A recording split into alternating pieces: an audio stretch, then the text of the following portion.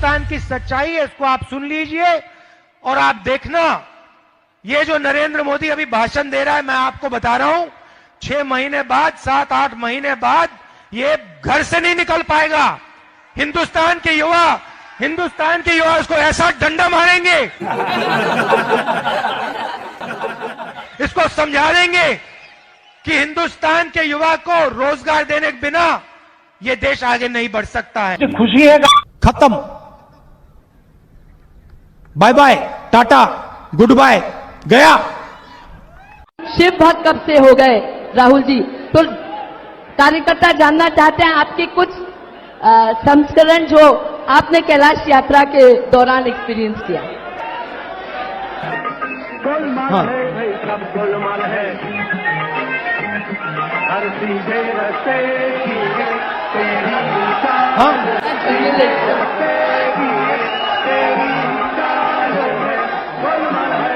कैलाश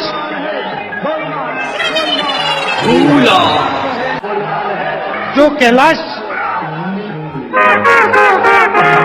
जो पर्वत है और जो मानसरोवर है, अगर व्यक्ति वहां चला जाता है तो एक प्रकार से वापस आने पे सब कुछ बदल जाता। मजा आया और मैं ये जो मजा है हिंदुस्तान के हर व्यक्ति को देना चाहता हूं। खत्म, bye bye, tata, goodbye, गया। साथियों नमस्कार। कांग्रेस के पास अब देश में केवल 2 ही राज्य रह गए हैं। सत्ता के लिए केवल उसके पास राजस्थान और छत्तीसगढ़ शेष हैं। कांग्रेस की हालत इतनी खराब हो चली है कि लोगों ने कहना चालू कर दिया है कि क्या अब कांग्रेस आने वाले समय में मुख्य विपक्ष की भूमिका निभा भी पाएगी या नहीं। आगे अगले वर्ष में 2023 में मध्य प्रदेश, छत्तीसगढ़, राजस्थान सहित कुछ राज्यों में चुनाव हैं और 2024 के लोकसभा चुनाव भी आने वाले हैं। लेकिन क्या एक वर्ष के बाद होने वाले इन चुनावों के लिए क्या कांग्रेस चुनावी मोड में है? इस बात पर संशय उत्पन्न हो रहा है। कांग्रेस अभी अपनी अंदरूनी लड़ाई ही लड़ रही है। जिन 2 राज्यों में उसकी सत्ता है वहां पर भी खींचतान आपस में मची हुई है। यदि हम बात छत्तीसगढ़ की करें तो वहां पर मुख्यमंत्री भूपेश बघेल और टीएस सिंहदेव के बीच कुर्सी की खींचतान मची हुई है। इसी प्रकार से राजस्थान में मुख्यमंत्री गहलोत और सचिन पायलट के बीच में शीत युद्ध लगातार जारी है। कांग्रेस अपनी पिछली गलतियों से सबक नहीं लेती है। मध्य प्रदेश में इसी खींचतान के चलते उसे अपनी सत्ता गंवानी पड़ी थी। ज्योतिरादित्य सिंधिया जैसे कद्दावर युवा नेता की ताकत को वह भांप नहीं पाई और मध्य प्रदेश में उसे सत्ता गंवानी पड़ी थी। सिंधिया के एक ही इशारे पर 21 विधायकों ने न सिर्फ अपना पाला बदला बल्कि विधायक पद से इस्तीफा देकर के पुनः जो उन्होंने चुनाव लड़ना स्वीकार किया था। बात यदि पंजाब की जाए तो पंजाब में सबसे बड़ा सिरदर्द साबित हुए नवजोत सिंह सिद्धू। कैप्टन को हटा करके चन्नी को मुख्यमंत्री बनाया गया। चन्नी और सिद्धू के बीच में मची झोंटा पकड़ के बीच में चुनाव हुए और ऐसी स्थिति में चुनाव में सिद्धू ने सरकार के साथ साथ अपनी भी ईंट सीट बजवा ली। कांग्रेस वर्सेस कांग्रेस का यह गेम केवल स्टेट लेवल का नहीं है बल्कि अखिल भारतीय स्तर पर यह खेल चल रहा है। कांग्रेस के पुराने और अनुभवी नेता जो मुंह फुलाए बैठे हुए हैं, उन्होंने एक बैठक करके ग्रुप 23 के नाम से एक संगठन के अंदर अपना एक ग्रुप बनाया और वह ग्रुप अपनी बात को समय समय पर अपनी मांगों को उठाता है। खुलेआम कांग्रेस के नेता आपस में असंतोष जाहिर करते हैं। हार का ठीकरा एक दूसरे के ऊपर फोड़ा जाता है। बात CWC की चेयरपर्सन पर भी उंगली उठती है। दबी जुबान ग्रुप 23 के नेता किसी बड़े बदलाव की हमेशा मांग करते रहते हैं। यह मांग 5 राज्यों में हुई कांग्रेस की करारी हार के बाद और तेजी से उठने लगी। कांग्रेस की चेयरपर्सन सोनिया गांधी ने 5 राज्यों में कांग्रेस अध्यक्ष थे उन राज्यों के, उन सबसे इस्तीफा ले लिया। तो कुल मिलाकर ऐसा लगता है कि इनकी आपस की लड़ाई में इन 5 राज्यों में चुनाव कब हो गए केंद्रीय नेतृत्व को और कांग्रेस को पता ही नहीं चला। ऐसे में एक शेर याद आता है किसी फिक्र की कबीले का क्या हुआ, सब इस पर लड़ रहे हैं कि सरदार कौन है। तो अब ऐसे में सवाल उठना लाजमी है कि आने वाले 2024 में जो लोकसभा चुनाव होंगे, सत्ता की तो बात छोड़िए, क्या विपक्ष की भूमिका भी निभाने के लिए कांग्रेस तैयार है? बात ये भले ही कड़वी लगे, लेकिन वर्तमान में कांग्रेस की इन स्थितियों को देख करके तो ऐसा ही लगता है। स्थितियां यही बयां कर रही हैं और अब तो केवल 1 वर्ष का ही बीच में समय जो शेष बचता है, या तो कांग्रेस अपनी अंदरूनी लड़ाई को पहले वो समाप्त करे या आगामी चुनाव मोड पर वो जाए। कांग्रेस को सत्ता के बारे में सोचना यानी किसी बड़े चमत्कार का ही विषय हो सकता है। साथियों, कांग्रेस का लोकतंत्र में बचे रहना बहुत जरूरी है। एक स्वस्थ लोकतंत्र के लिए एक मजबूत विपक्ष की भूमिका बहुत ही आवश्यक है। वर्तमान स्थितियों को देखते हुए कांग्रेस यदि उन स्थितियों को संभालने के लिए तैयार नहीं है या उस भूमिका को निभाने के लिए तैयार नहीं है, तो उसके विकल्प के रूप में किसी और पार्टी को सामने आना होगा। लेकिन इतने कम समय में दूसरी पार्टियों को उस स्थिति तक या उस लेवल तक पहुंचना एक बहुत ही कठिन काम है। बात अब कांग्रेस की खस्ता हाल पर। तो बीजेपी सबसे बड़ा आरोप कांग्रेस पर कि कांग्रेस एक परिवारवादी वाली पार्टी है, जिसे गांधी परिवार उसे संचालित करता है। नेपोटिज्म का ये आरोप यानी परिवारवाद का जो आरोप है वो सीधा सीधा बीजेपी का लगाना एक लाजमी है। लेकिन इस पर यदि नज़र डालें तो लगभग कांग्रेस के अलावा अन्य पार्टियों में भी लगभग यही स्थिति है। यदि हम देखें समाजवादी पार्टी से, तो समाजवादी पार्टी से अखिलेश यादव, शिवसेना से उद्धव ठाकरे, एलजेपी से चिराग पासवान, आरजेडी से तेजस्वी यादव, बीजू जनता दल से नवीन पटनायक, ऐसे न जाने कितनी पार्टियां हैं जिस पर यह परिवारवाद का आरोप लग सकता है। इसके अलावा यदि हम बीजेपी की बात करें तो बीजेपी के अंदर भी ऐसे बहुत सारे उदाहरण मिल जाते हैं जिनमें परिवारवाद या उनका पारिवारिक बैकग्राउंड राजनीति से ही आता है या राजनीति से उभर करके ही वो आए हैं। जैसे हम बात करें पीयूष गोयल की, अनुराग ठाकुर की, पूनम महाजन की, तेजस्वी सूर्या, ये इन सबका बैकग्राउंड यदि देखा जाए तो एक राजनीतिक बैकग्राउंड से ही उभर करके नेता आए हैं। तो कांग्रेस में भी सलमान खुर्शीद है, सचिन पायलट है और ऐसे तमाम नेताओं की लिस्ट वहां भी है। तो ये परिपाटी परिवारवाद की लगभग सभी पार्टियों में ऐसे न जाने कितने अनेक उदाहरण मिल जाते हैं। तो फिर बात आती है राहुल गांधी की। तो राहुल गांधी के ऊपर ही सबसे ज्यादा परिवारवादी पार्टी चलाने का आरोप क्यों लगता है? तो इसके पीछे 2 रीजन हैं। पहला रीजन यह है कि अनऑफिशियल रूप से राहुल गांधी कांग्रेस के मुखिया बने हुए हैं। दूसरा रीजन यह है कि वो अपने इस पद को लेकर के कॉन्फिडेंस नहीं है। अशोक गहलोत जी ने यहां पे कुंभकर्ण लिफ्ट योजना का पैसा दिया था। कुंभकर्ण लिफ्ट योजना का पैसा दिया था।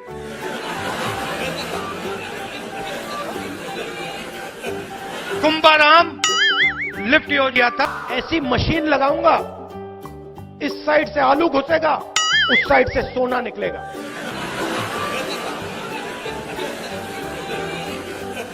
इस साइड से आलू डालो, उस साइड से सोना निकालो।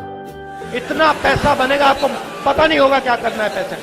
ऐसी मशीन लगाऊंगा, इस साइड से आलू घुसेगा, उस साइड से सोना निकलेगा।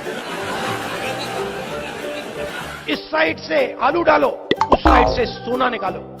इतना पैसा बनेगा, आपको पता नहीं होगा क्या करना है पैसे का। कोका कोला कंपनी का नाम सुना है आपने? यहां कोई व्यक्ति है जिसने कोका कोला कंपनी का नाम नहीं सुना हो? सबने सुना है? अब आप मुझे बताओ, कोका कोला कंपनी को किसने शुरू किया? कौन था ये? कोई जानता है?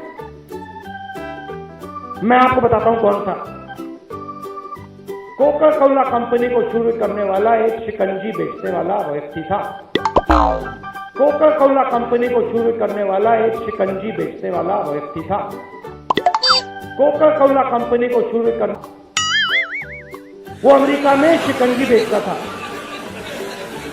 पानी में चीनी मिलाता था। उसके एक्सपीरियंस का आदर हुआ, हुनर का आदर हुआ पैसा मिला, कोका कोला कंपनी बनी, McDonald company. Speaker madam, sorry sorry sorry sorry sorry chairman sir, प्रधानमंत्री यहां खड़े होते हैं, कहते हैं नारेगा जैसी बेकार योजना मैंने कभी नहीं देखी।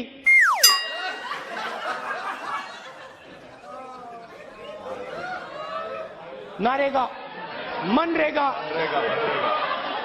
मनरेगा, महात्मा गांधी योजना। कल मैंने आंख बंद करी, मैं सोच रहा था चिदम्बरम जी हैं।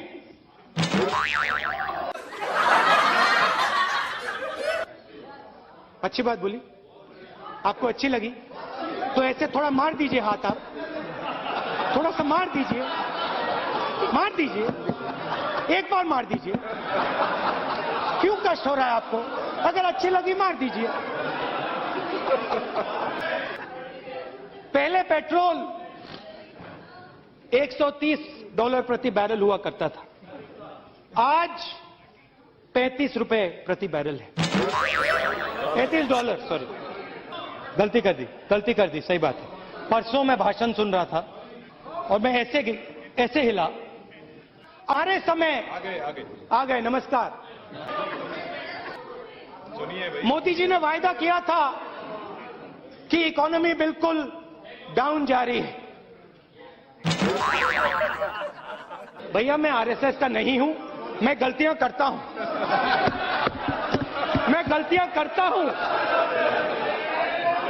मैं आरएसएस में आपका नहीं हूं, मैं सब कुछ जानता नहीं हूं, सब कुछ समझता नहीं हूं। तो यदि वो अपने पद को लेकर कॉन्फिडेंट होते तो उन पर परिवारवादी होने का आरोप नहीं लगता, इस आरोप को नजरअंदाज भी कर देते। इधर एक महत्वपूर्ण बात यह है, 2019 में राहुल गांधी ने कांग्रेस अध्यक्ष पद से इस्तीफा दे दिया था। उसके बाद राहुल गांधी ने कांग्रेस के किसी बड़े पद की जिम्मेदारी अभी तक नहीं निभाई है। बात जब कांग्रेस के नेतृत्व की आती है तो सबसे बड़ा जो चेहरा कांग्रेस का है तो वह आज भी राहुल गांधी ही हैं। वो किसी पद पर रहें या न रहें, लेकिन आज भी बड़ा चेहरा कांग्रेस का राहुल गांधी ही है। राहुल गांधी के परिवारवादी पॉलिटिशियन होने के अलावा और भी कुछ कारण ही हैं, जैसे कि राहुल गांधी का बीच बीच में ब्रेक पर चला जाना।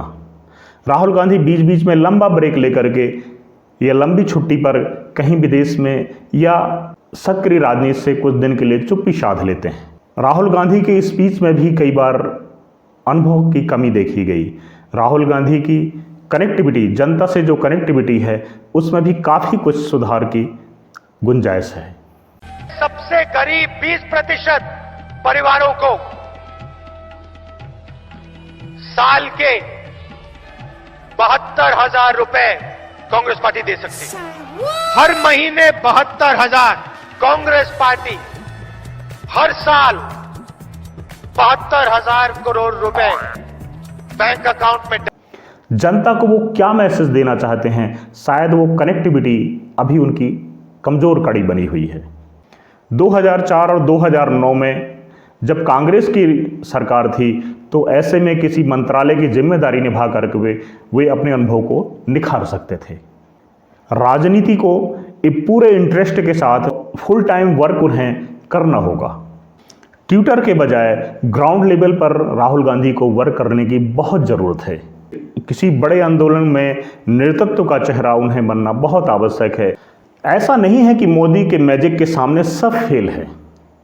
उदाहरण के तौर पर देखें तो आम आदमी पार्टी बनने के 9 महीने के भीतर दिल्ली की सत्ता को उसने संभाल लिया था, और दूसरी बार वह न सिर्फ कांग्रेस को बल्कि बीजेपी को, दोनों बड़ी पार्टियों को आम आदमी जैसे नवोदित पार्टी ने धूल चटा दी थी। दिल्ली को आम आदमी पार्टी ने एक मॉडल के रूप में पेश किया और उस मॉडल को दिखा करके आज वो पंजाब पर जीत हासिल कर ली। अब उसकी नज़र गुजरात के चुनाव को लेकर के है। एक नवोदित और नई उठने वाली पार्टी जब इतना बड़ा साहस कर सकती है तो कांग्रेस तो इतनी पुरानी पार्टी है, इतना बड़ा उसका सेटअप है, 2 प्रदेशों में उसकी सत्ता है, लेकिन वहां पर वो अपने उस सत्ता में विकास के मॉडल के बजाय आपस में उलझी हुई है।